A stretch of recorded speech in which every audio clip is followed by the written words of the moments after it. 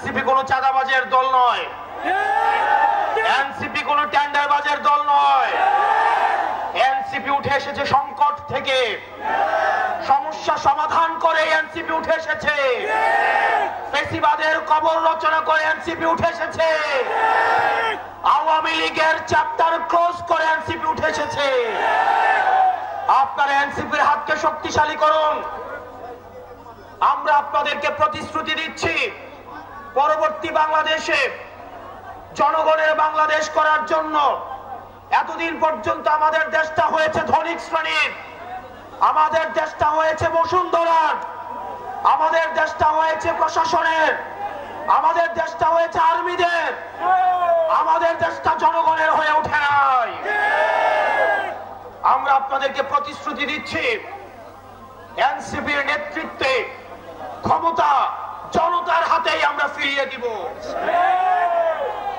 প্রিয় সিলেটবাসী, আপনারা সবাই ঐক্যবদ্ধ থাকবেন। আমাদের সংকট শেষ হয়ে এখনো যায়নি, আমাদের সামনে লড়াই রয়েছে।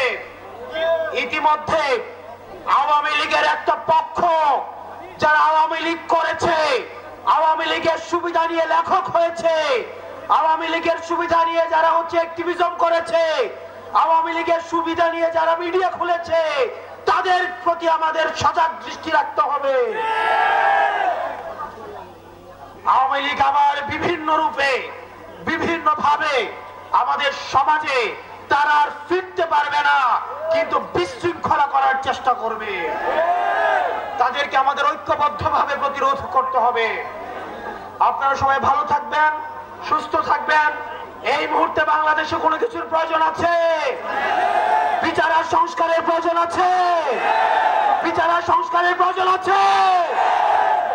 এই মুহূর্তে দরকার বিচার আর সংস্কার, এই মুহূর্তে দরকার ইনকিলাব, ইনকিলাব, ইনকিলাব, ইনকিলাব।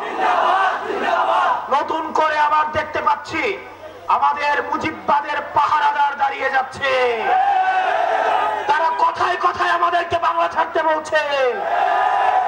আমরা বলবো চাঁদাবাজার দখলদার বাংলা নয়, তারা বাপ দাদা।